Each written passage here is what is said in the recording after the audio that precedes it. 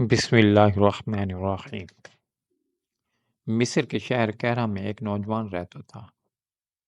اس نوجوان کا بچپن ایک چھوٹی سی جھونپڑی میں گزرا۔ ساری زندگی اس نوجوان کی غربت میں گزر گئی، لیکن اس نوجوان نے اپنے دل میں ٹھان لیا تھا کہ میں اپنے بابا کی طرح ساری زندگی اس چھوٹی سی جھونپڑی میں نہیں گزاروں گا، بلکہ محنت مزدوری کر کے ایک اچھا سا گھر بناؤں گا۔ وہ نوجوان ایک قبیلے کے سردار کی حویلی کے پاس سے گزرتا تو اس کو دیکھ کر ہر وقت یہی کہتا کہ ایک دن اس حویلی سے بھی اعلیٰ شان اپنا گھر بناؤں گا۔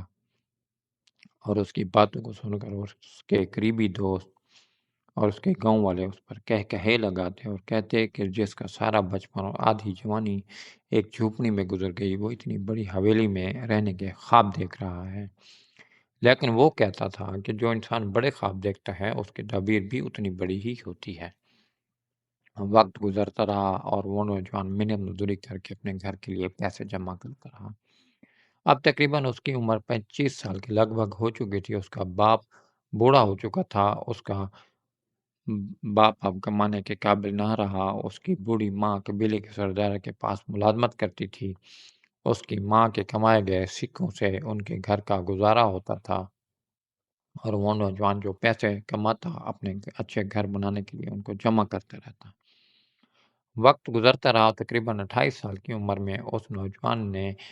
اتنا سونا جمع کر لیا کہ اب ایک اچھا سا گھر بنا سکتا تھا۔ اب اس نے اپنے باپ کو ایک دن جھونپڑی میں کہا، بابا جان، میں نے بچپن میں ایک خواب دیکھا تھا کہ میں آپ کی طرح ساری زندگی اس جھونپڑی میں نہیں گزاروں گا،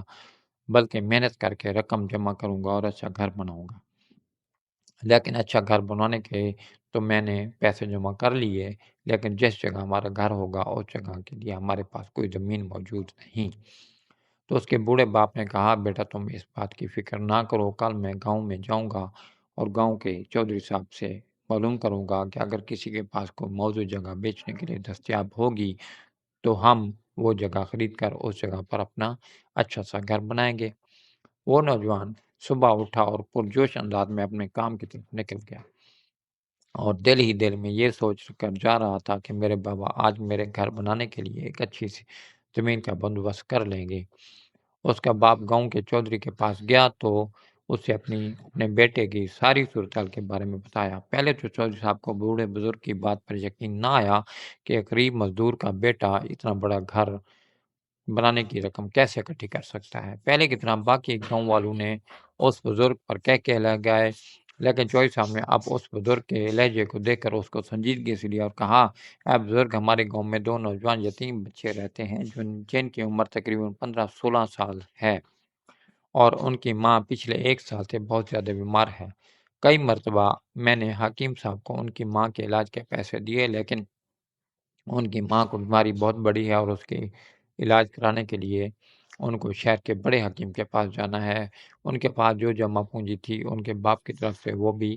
ختم ہو چکی ہے، لہذا تم جا کر ان 2 یتیم بچوں سے معلوم کرو کہ گاؤں کے مغربی طرف ان کے باپ کا ایک زمین کا ٹکڑا پڑا ہوا ہے، اگر وہ تمہیں فروخت کرنا چاہیں تو تم اس زمین کے ٹکڑے کی قیمت ادا کر دو۔ اس رقم سے ان کی ماں کے علاج ہو جائے گا اور تمہارے بیٹے کا ایک اچھا سا گھر بن جائے گا۔ جب یہ بات بزرگ نے سنی تو چودھری صاحب کو کہا، حضور، کیا یہ آپ سچ کہہ رہے ہیں؟ کیا اس کے پیچھے جھوٹ تو نہیں؟ تو چودھری صاحب نے کہا، تمہیں ایسا کیوں لگا کہ میں تم سے جھوٹ بول رہا ہوں؟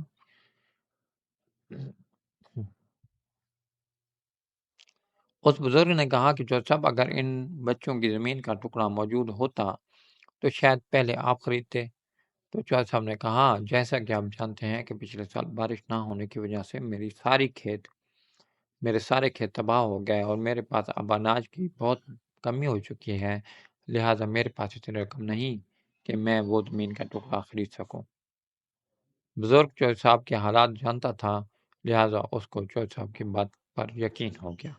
اور وہ پرجوش انداز میں ایک لکڑی کے سہارے چلتا چلتا ان 2 یتیم بچوں کے گھر پہنچ گیا۔ ان 2 یتیم بچوں نے جب اس بزرگ کو اپنے گھر دیکھا تو اسے خوش آمدید کہا اور اس کے کھانے پینے کا بندوبست کیا۔ بزرگ نے جب ان دو بچوں سے حال احوال پوچھا تو اسی حال احوال میں انہوں نے بتایا کہ ہماری ماں کئی عرصے سے بہت زیادہ بیمار ہے۔ اب حکیم صاحب نے کہا کہ اب تم اپنی ماں کی زندگی چاہتے ہو تو اس کو شہر کے بڑے حکیم صاحب کے پاس لے جاؤ، لہذا ہمارے پاس اتنی رقم نہیں کہ ہم اپنی ماں کو بڑے حکیم کے پاس لے کر جائیں۔ تو اس بزرگ نے کہا کہ بیٹا مجھے چودھری صاحب نے بھیجا ہے اور اس نے کہا ہے کہ تمہارے پاس ایک زمین کا ٹکڑا موجود ہے، وہ ٹکڑا تم مجھے فروخت کر، میں اس کی تمہیں اچھی قیمت ادا کر دوں گا، تم ان سونے کے سکوں سے اپنی ماں کا علاج کرا لینا اور اس زمین کے ٹکڑے میں میرا بیٹا ایک گھر بنا لے گا۔ جب ان دو یتیم بچوں نے یہ بات سنی تو وہ خوشی سے جگمگا اٹھے، کیونکہ انہیں اس زمین کے ٹکڑے کے بیچنے کے بارے میں پہلے کبھی خیال نہیں آیا۔ جب ان دو یتیم بچوں کی طرف سے زمین کے ٹکڑے کو فروخت کرنے کی رضامندی حاصل ہوئی تو اس بزرگ نے ان دونوں بچوں کو، جن میں سے ایک کی عمر 14 سال تھی اور دوسرے کی عمر 16 سال تھی، ان کو اپنے ساتھ لیا اور چودھری صاحب کے پاس لے گیا۔ چودھری صاحب نے زمین کی مناسب قیمت بزرگ کو بتائی اور بزرگ نے وہ مقرر وقت پر چودھری صاحب کو اس کی رقم ادا کر دی، اور پھر چودھری صاحب نے وہ رقم ان دو بچوں کے حوالے کر دی، اور اس طرح اس بزرگ نے وہ زمین کا ٹکڑا خرید لیا اور اپنے گھر کی زمین کے لیے وہ نوجوان بہت خوش ہوا اور میرا آدھا خواب مکمل ہو گیا، اب میں چودھری صاحب سے بھی بڑا گھر بنوا لوں گا۔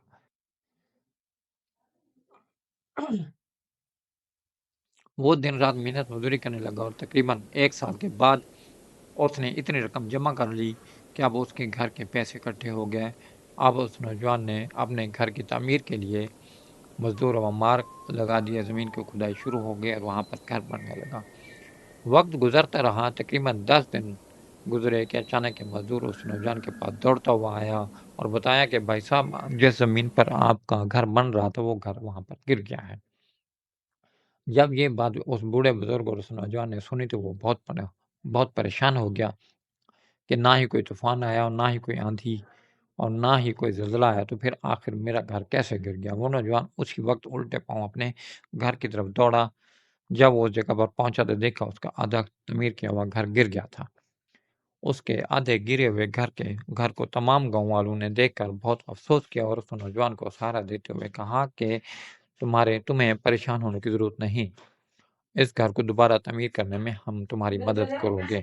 اب آپ اب دوبارہ اس نوجوان نے اپنے گھر کی تعمیر کے لیے مزدور لگا دیے۔ اس گھر کی تعمیر شروع ہو گئی، لیکن حیرانی کی بات اس وقت ہوئی کہ جب پھر آدھے گھر کی تعمیر ہوئی تو پھر وہ گھر گر گیا۔ یہ منظر دیکھ کر تمام گاؤں والے پریشان ہو گئے اور چودھری صاحب کے پاس پہنچے اور چودھری صاحب کو بتایا کہ حضور پہلی مرتبہ ایسا ہوا تو ہم نے اس کو اتفاق سمجھا، اب دوسری مرتبہ ایسا ہونا یہ اتفاق کی بات نہیں ہے۔ آخر کیا وجہ ہے کہ بغیر کسی آندھی، بغیر کسی طوفان کے، بغیر کسی زلزلے کے اس نوجوان کا گھر کیوں گر جاتا ہے؟ چودھری صاحب نے اس نوجوان کو کہا، اے نوجوان، جو کمائی تم اس گھر کی تعمیر کے لیے لگا رہے ہو وہ کسی یتیم یا غریب کا حق نہیں؟ تو اس نے کہا، نہیں چودھری صاحب، آپ سب گاؤں والے جانتے ہیں کہ میں نے محنت مزدوری کر کے یہ کام اکٹھے کی تاکہ اپنا گھر بنا سکوں، اور اس بات سے تمام گاؤں والے بھی واقف تھے کہ وہ نوجوان کتنا محنتی اور لگن والا تھا، لہٰذا گاؤں والوں کو اس پر پورا یقین تھا کہ گھر کی تعمیر میں استعمال ہونے والی رقم حرام کی نہیں ہے۔ چودھری صاحب نے گاؤں کے امام صاحب کو اپنے پاس بلایا اور اسے ساری صورتحال بتائی تو امام صاحب نے کہا، چودھری صاحب میری سمجھ میں بھی کچھ نہیں آ رہا۔ اس نوجوان نے جس جگہ پر اپنے گھر کی تعمیر شروع کروائی اس زمین کے ٹکڑے کی اس نے رقم آپ کے ہاتھوں ادا کی، اور جس گھر کی تعمیر کے لیے یہ رقم خرچ کر رہا ہے وہ بھی اس کے حق حلال کی کمائی کی ہے، لیکن اس بارے میں ہمیں نہیں پتہ چل رہا کہ آخر گھر کی تعمیر مکمل ہونے سے پہلے اس کے گھر کیوں گر جاتا ہے۔ یہ بات تمام گاؤں میں پھیل گئی اور لوگ ایک دوسرے سے حیرانی کے عالم میں پوچھنے لگے کہ آخر ایسا کیوں ہو رہا ہے۔ اب گاؤں والوں نے یہ فیصلہ کیا کہ اب تمام گاؤں والے مل کر اس گھر کو دوبارہ تعمیر کرتے ہیں۔ یہ بات آپ تمام لوگوں کے دلوں میں بیٹھ گئی اور اس رات سے پردہ اٹھانے کے لیے تمام لوگوں نے پھر سے اینٹیں لگانا شروع کر دی۔ تمام مزدور لگ گیا، ممار شروع ہو گیا اور گھر کی تعمیر شروع ہونے لگی۔ وقت گزرتا رہا اور ایک ہفتے کے بعد جب گھر کی پھر سے آدھی تعمیر ہوئی تو حیرانگی کی بات اس وقت ہوئی کہ پھر سے وہ گھر گر گیا اور ایک اینٹ بھی نہ بچی۔ تمام لوگ پھر سے حیران ہو گئے اور چودھری صاحب کے پاس گئے اور کہا، حضور، ہمیں اس بات کی سمجھ نہیں آ رہی کہ آخر اس نوجوان کی حق حلال کی کمائی کے باوجود اس کا گھر کیوں گر جاتا ہے۔ یہ سن کر چودھری صاحب بھی پریشانی کے عالم میں بیٹھا سوچ رہا تھا۔ اتنے میں ایک بوڑھا بزرگ جو اس گاؤں میں رہتا تھا وہ بولا اور کہا، اس مسئلے کا حل صرف ایک انسان کے پاس ہے۔ اگر اس انسان تک ہمیں رسائی حاصل ہو جائے تو وہ ہی اس مسئلے کا حل نکال سکتے ہیں۔ تمام لوگ اس بزرگ کی طرف متوجہ ہو گئے اور سوچنے لگے کہ آخر ایسا کون سا نوجوان ہے جو اس مسئلے کا حل نکال سکتا ہے اور اس راز سے بھی پردہ اٹھا سکتا ہے۔ آخر اس گھر کی آدھی تعمیر ہوتے ہی یہ گھر کیوں گر جاتا ہے؟ اس بوڑھے بزرگ نے کہا کہ اگر اس بات کی خبر ہمارے سلطان عبدالعزیز کو ہو جائے تو اس نوجوان کی ساری زندگی کی محنت کی کمائی سے بنایا گیا گھر 3 مرتبہ گر چکا ہے، حالانکہ اس کی کمائی بھی حلال کی ہے اور اس نے جس زمین پر گھر تعمیر کیا وہ بھی اس کے حق حلال کے پیسوں سے خریدی گئی ہے۔ تمام لوگوں کو اس بات پر تجسس ہونے لگا اور چودھری صاحب نے بھی اس بات پر رضامندی حاصل کر لی کہ اب اس اہم مسئلے کو لے کر اپنے سلطان عبدالعزیز کے پاس جائیں گے۔ قاضی صاحب کو اسی وقت چودھری صاحب کی حویلی میں بلایا گیا اور قاضی صاحب نے چودھری صاحب سے وعدہ کیا کہ میں اس مسئلے کو لے کر سلطان عبدالعزیز کے پاس جاؤں گا، وہی اس مسئلے کا حل نکالیں گے۔ اگلے دن قاضی صاحب نے گاؤں کے چودھری صاحب کو اس نوجوان جس کے گھر کی تعمیر ہو رہی تھی، اس کے بوڑھے باپ اور باقی گاؤں کے بزرگوں کو لے کر سلطان عبدالعزیز کی عدالت میں حاضر ہوئے۔ سلطان عبدالعزیز نے مصروفیات ختم کرنے کے بعد قاضی صاحب کو اپنے پاس بلایا اور کہا، قاضی صاحب، آخر ایسا کیا مسئلہ ہوا کہ آپ کو میری عدالت میں حاضر ہونے کی ضرورت پیش آئی؟ تو قاضی صاحب نے شروع سے لے کر آخر تک سلطنت عثمانی کے 32 سلطان عبدالعزیز کو اس واقعے کے بارے میں تفصیل سے بتایا۔ کچھ روایات میں ملتا ہے کہ قاضی صاحب کے بتانے سے پہلے ہی اس مسئلے کے بارے میں سلطان عبدالعزیز جان چکا تھا، کیونکہ یہ بات پوری سلطنت میں پھیل چکی تھی اور اس بات کی وجہ سے وہ گاؤں اور خاص طور پر وہ زمین کا ٹکڑا جس جگہ پر اس نوجوان کے گھر کی تعمیر ہونے والی تھی وہ بہت مشہور ہو چکا تھا۔ دور دور سے لوگ اس زمین کے ٹکڑے کو دیکھنے کے لیے آتے کہ آخر اس زمین کے ٹکڑے میں ایسی کیا خاص بات ہے کہ اتنے ماہر معمار لگانے کے بعد بھی اس جگہ پر گھر تعمیر نہیں ہو سکا۔ اور کچھ روایت میں یہ بھی ملتا ہے کہ اس جگہ پر گھر کے علاوہ مسجد بھی تعمیر کی گئی، لیکن مسجد کی تعمیر بھی مکمل نہ ہو سکی اور وہ بھی گر گئی۔ لہٰذا جب سلطان عبدالعزیز نے یہ سارا معاملہ سنا تو وہ بھی حیران و پریشانی کے عالم میں سوچنے لگا اور قاضی صاحب کو کہا کہ کل صبح میں اپنے سپاہیوں کے ساتھ تمہارے گاؤں تشریف لے کر آؤں گا اور اس زمین کے ٹکڑے کو دیکھیں گے اور پھر ہی اس مسئلے کا حل نکال سکوں گا۔ اگلی صبح سلطان عبدالعزیز کا تمام گاؤں والوں نے استقبال کیا اور سلطان عبدالعزیز سب سے پہلے اس زمین کے ٹکڑے پر گیا تو سلطان عبدالعزیز نے پوچھا کہ یہ زمین کا ٹکڑا پہلے کس کا تھا؟ تو قاضی صاحب نے کہا، یہ ہمارے گاؤں کے 2 یتیم بچے جن میں سے ایک کی عمر 14 سال دوسرے کی عمر 16 سال ہے ان کا ہے، ان سے اس نوجوان نے اپنے گھر کی تعمیر کے لیے خریدا ہے اور اس بات کے گواہ ہمارے گاؤں کے چودھری صاحب ہیں۔ اور اس بات کی گواہی چودھری صاحب نے بھی سلطان عبدالعزیز کے سامنے دی کہ اس نوجوان نے اس زمین کی مناسب قیمت ادا کی۔ اب سلطان عبدالعزیز نے اس نوجوان کو حکم دیا کہ جا کر ان 2 یتیم بچوں کو حاضر کر۔ وہ نوجوان یتیم بچوں کے پاس گیا اور کہا، آپ کو سلطان بلا رہا ہے۔ اب ان دونوں کی ماں جو کہ اب شفا یاب ہو چکی تھی، جب اس نے سنا کہ میرے بچوں کو ہماری سلطنت کا سلطان بلا رہا ہے تو وہ خوشی سے جھوم اٹھی اور اپنے بچوں کو لے کر سلطان کی عدالت میں حاضر ہو گئی۔ سلطان نے ان 2 یتیم بچوں کی ماں سے پوچھا کہ یہ زمین کا ٹکڑا کس کا تھا؟ تو اس نے کہا کہ یہ زمین کا ٹکڑا میرے شوہر نے موچی سے خریدا تھا جو کہ اس گاؤں سے ہجرت کر گیا۔ تو پھر سلطان عبدالعزیز نے کہا کہ تمہارے شوہر کی کوئی ایسی آخری خواہش یا تمہارے شوہر کی کوئی ایسی راز کی بات جو صرف تم جانتی ہو؟ تو اس نے کہا، سلطان معظم، میرے شوہر کی کوئی ایسی راز کی بات نہیں ہے، ہاں میرے شوہر کی خواہش تھی کہ وہ بھی اس نوجوان کی طرح چاہتا تھا کہ میرے بچوں کا اس جگہ پر ایک عالیشان گھر ہو جس میں وہ دونوں بھائی مل کر رہ سکیں، کیونکہ میرے شوہر میری ساری زندگی اس کچے مکان میں گزری اور اس جگہ پر گھر تعمیر کرنے کے لیے میرے شوہر نے بہت سارا سونا بھی جمع کر لیا تھا، لیکن اس بات کے بارے میں صرف وہی جانتے تھے کہ اس نے وہ سونا کہاں رکھا ہے، اور اس کی اچانک موت نے اس کی تمام خواہشیں اس کے ساتھ دفن ہو گئیں، اور اس سونے کے بارے میں کسی کو نہیں پتا، لہذا تب سے لے کر آج تک وہ زمین کا ٹکڑا اسی طرح سنسان پڑا رہا۔ جب یہ بات سلطان عبدالعزیز نے سنی تو وہ سوچنے لگا اور کہا، آخر ان دو بچوں کے باپ نے وہ سونا کہاں چھپایا ہوگا؟ تھوڑی دیر سوچنے کے بعد سلطان عبدالعزیز نے سپاہیوں کو حکم دیا کہ بہت سارے مزدور لے کر حاضر ہو جاؤ۔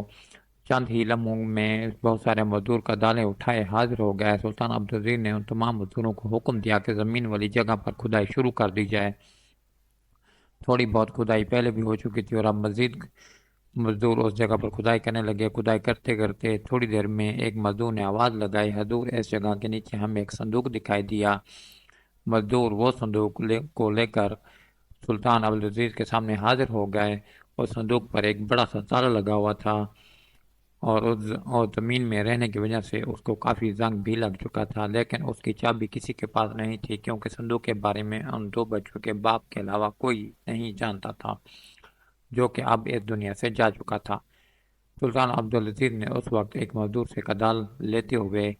اس صندوق پر مارا اور اس کا تالا ٹوٹ گیا۔ جب سلطان عبدالعزیز نے صندوق کو توڑا تو وہ صندوق سونے کے سکوں سے بھرا ہوا تھا، اور اس میں لکھا ہوا تھا کہ اگر زندگی باقی رہی تو میں ان سونے کے سکوں سے اپنے بچوں کے لیے ایک عالیشان گھر بنواؤں گا۔ جب یہ پرچی سلطان عبدالعزیز نے پڑھی تو اس کی آنکھوں میں آنسو آ گئے، اور گاؤں کے چودھری صاحب اور تمام لوگوں کو کہا کہ اس جگہ پر 3 مرتبہ گھر تعمیر ہونے کے بعد گرنے کی سب سے بڑی وجہ یہی تھی، کیونکہ زمین کے نیچے ان دو بچوں کا خزانہ چھپا ہوا تھا۔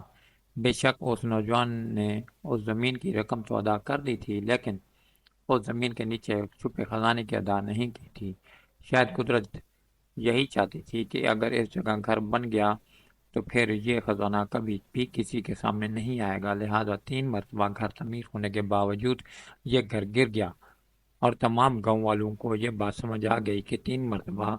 گھر تعمیر ہونے کے بعد بھی کیوں گر گیا تھا۔